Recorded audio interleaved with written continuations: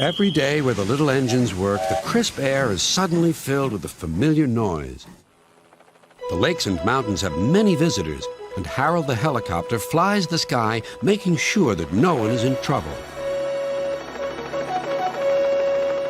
All present and correct. Time to return to base. Then Harold noticed something. A sturdy diesel was coming round the mountain. Harold flew lower for a closer inspection. I'm Harold. Who are you? I'm Rusty, replied the diesel. Don't recall seeing you before. What brings you this way? Sir Topham Hatt sent me to help the other engines, huffed Rusty.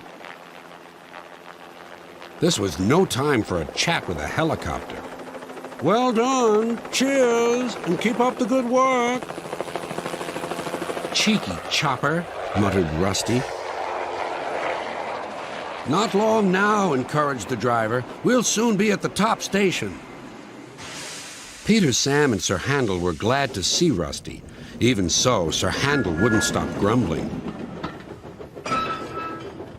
The cars didn't like Sir Handel and wanted to play tricks on him.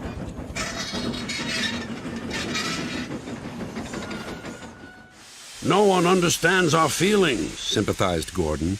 Now, if you were ill, you couldn't shunt cars, could you? Good idea, replied Sir Handel. I'll try it. He did so next morning. I don't feel well, he groaned.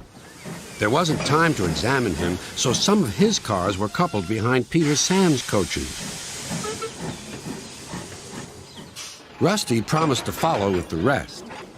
Peter Sam didn't mind the extra work. He left his coaches at the station and trundled cheerfully on. Soon they reached the quarry where the cars were needed. Empty cars at the bottom of the slope are hitched to a cable. Loaded ones at the top are hitched to another. By their weight, loaded cars run down the steep slope, pulling the empty ones up.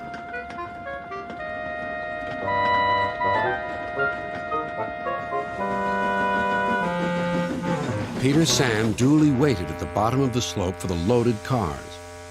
He never bumped cars unless they misbehaved. But the loaded cars couldn't see him properly. They thought he was Sir Handel. Their chance for trickery had come. Faster! Faster! They yelled. No, no, wailed the empty cars. It's Peter Sam! But it was no use. Hurrah! Hurrah! Roared the cars. Peter Sam shut his eyes.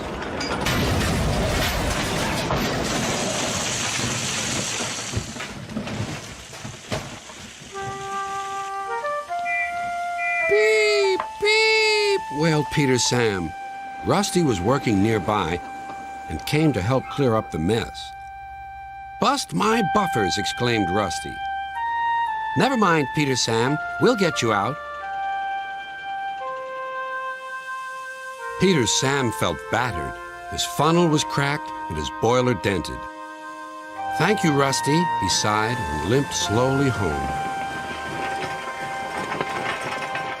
I'm sorry about your accident, said Sir Handel. I always stand well back. Cars don't like me. Why didn't you warn me? I didn't think.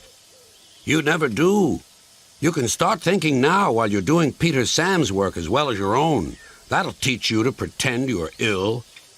Sir Handel did start thinking about Gordon. When the wreckage was cleared away, Rusty set off along the line.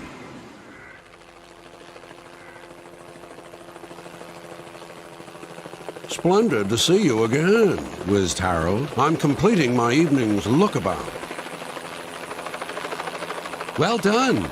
Cheers, and keep up the good work. And the little diesel purred back home.